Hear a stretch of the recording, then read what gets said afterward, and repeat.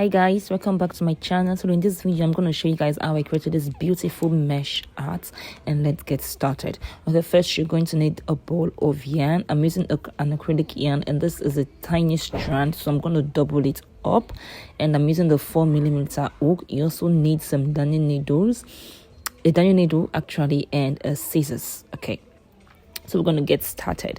Like I said earlier, I doubled up the yarn because this is a very tiny yarn. So for it to give me that weight, I doubled it up.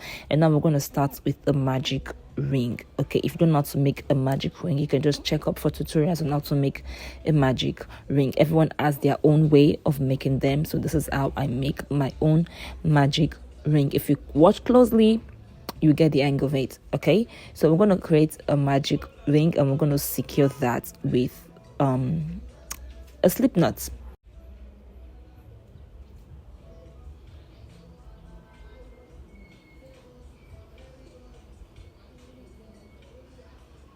And there we go. Okay, now our magic ring is secured, and now that we've that is out of the way, we're going to start our work, and then we're going to chain up 3. Now bear in mind, these 3 chains stands as a double crochet stitch. Okay, and now we're going to do 11 more double crochet stitch, which means in total we're going to have 12 double crochet. So go ahead and do that into the ring, place 11 more double crochets, and I will meet you guys at the end of it.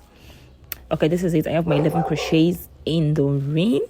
I'm just counting for you guys to be sure that yes, we have 12 double crochets in total. Now I'm going to close the magic ring by dragging the string, the excess string. We're just going to pull that until the magic ring is closed. And to close my round, I'm going to go on top of the 3rd chain. The 3 chains were made, so the 3rd one on top of that, I'm just going to make a slip stitch, and then we're going to chain up 3 again. Remember, 3 chains counts as a double crochet in this project. Okay, and then I'm going to chain 1 more.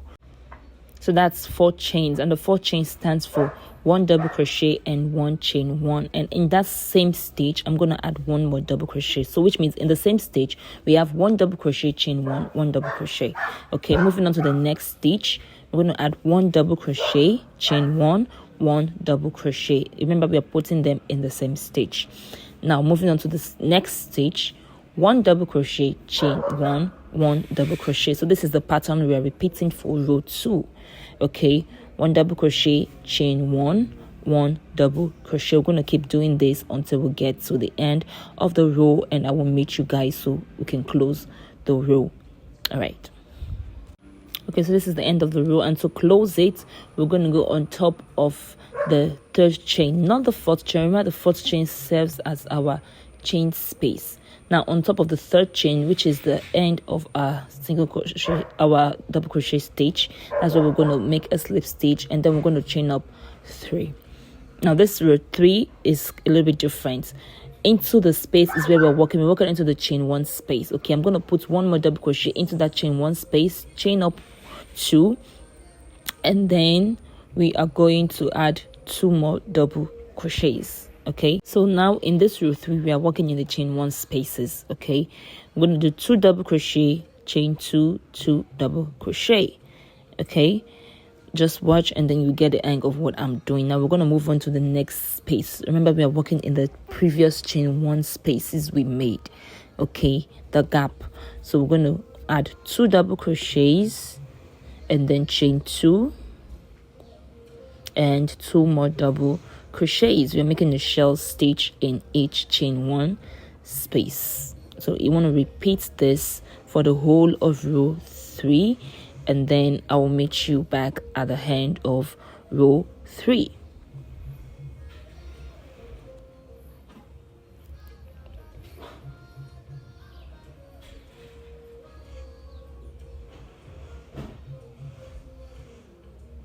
Okay, so now we're at the end of row 3. I'm just closing up my last shell stitch, so I'm adding my last 2 double crochet into this space, and then we're going to close row 3, and we're closing on top of the 3rd chain that we made in the beginning of row 3 with a slip stitch. Okay, that is closed, and when your work starts having this spikes and it looks like a flower, you know you're on the right track. Okay, now we're going to chain up 3 again, and then we're going to add 1 more double crochet in the chain 2 space. Now we are working into the chain 2 spaces, okay, that we made in row 3. 1 more double crochet. That's now we have 2 double crochets, and we're going to chain up 2, and then we're going to add 2 more double crochets. Okay, so this shell is what we're repeating in every row, but there's a slight difference to it. Now we are adding a chain 1 between each shell. Between each shell. Remember, in the previous row we didn't add any chain between the shells, but in this row we're adding a chain 1 between each shell. So after you make your shell, you want to add a chain 1. You can see what I'm showing you. In the previous row there was no chain 1, but now in this row we're going to add a chain 1 before we move on to the next space to add our shell. So our shell is 2 double crochet, chain 2, 2 double crochet, and then a chain 1 before you move on to the next space to create your next shell. So do this till we get to the end of the row, and this is the end of my own row 4, and I'm just going to close that up. And to close, I'm closing with a chain 1 before I make my slip stitch. You want to end with a chain 1 before you close with a slip stitch on top of the chain 3. Okay, now we're going to chain 3 to begin row 5. And for row 5, the only difference in row 5 is that we are making 2 chains after our shell. Okay, so to make our shell, 2 double crochet in the space, chain 2, and another 2 double crochet in the chain 2 space.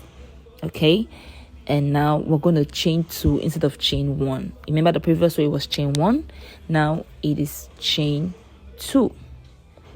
And then we're going to move on to the next shell space, and then we're going to create another shell. 2 double crochet, chain 2, 2 double crochet, and then we're going to add 2 more chains before we move on to the next shell space to create another shell, which is 2 double crochet, chain 2, 2 double crochet. Now you get the hang of it. Okay, so this is what we're repeating for the whole of row 5, and then you want to do this, and I will meet you guys at the end of row 5 to close it up. So this is the end of row 5, and we're going to close that up with a chain 2 at the end, and then slip stitch at the top of the chain 3 from the beginning. Okay, and that's it. Chain up 3 counts as a double crochet, and now for row 6, I think we're in row 6. Okay, the same thing. Create a shell, 2 double crochet, chain 2, 2 double crochet, and now we're going to chain 3, not 2. We're going to chain 3. Now the thing with this is that I stopped increasing at row 5. I didn't make an increase in row 6 because my head is kind of small, but if you're making an adult size, you want to keep increasing to row 6, which means a shell, then a 3 chain space before you move on to the next shell, and then another chain 3 before you move on to the next shell and that chain 3. You understand? That is the increase for row 6, but I stopped increasing for my own personal one at row 5. So which means row 6 there was no increase because my head is kind of small, like I said. But adult size, you want to do that for row 6. You want to increase for row 6. So this is the end of row 6, and then we're going to close it up, and this is our last increase. We're not going to increase anymore, so we're going to repeat row 6 for 6 more rounds. So we are doing 12 rows on this cap. So since we have 6 down, we need to create 6 more rows. So no more increase, just make a repetition of row 6 for the next 6 rows you are going to be making. Okay, and go ahead and do that, and I will meet you guys at the end of the cap, at the end of row 12 actually. Okay, so remember, it's 2 double crochet, chain 2, 2 double crochet, that's a shell, and then you're going to make 3 chains before you move on to the next space to create your next shell. Okay, now let's get to it.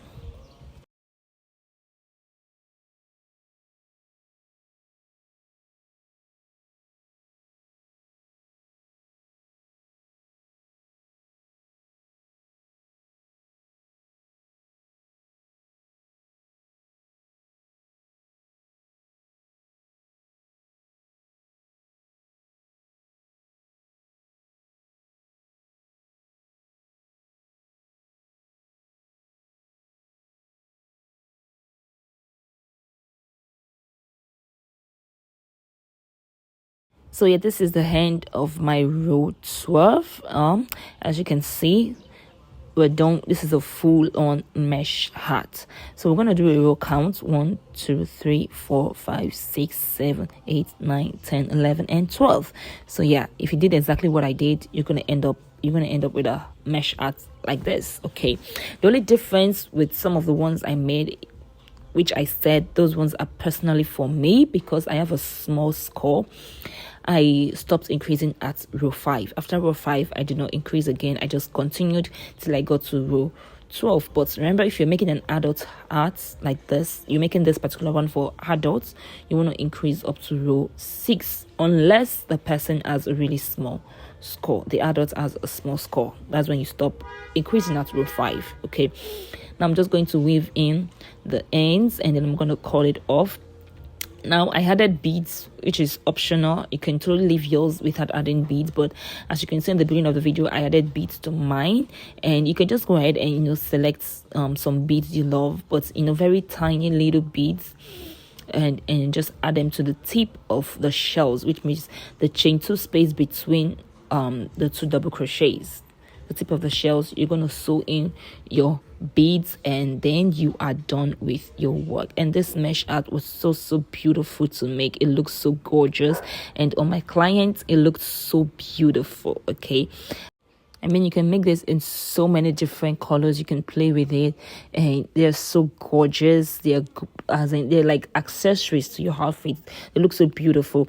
And thank you guys so much for watching, and I cannot wait to see you guys in my next video. Until then, bye.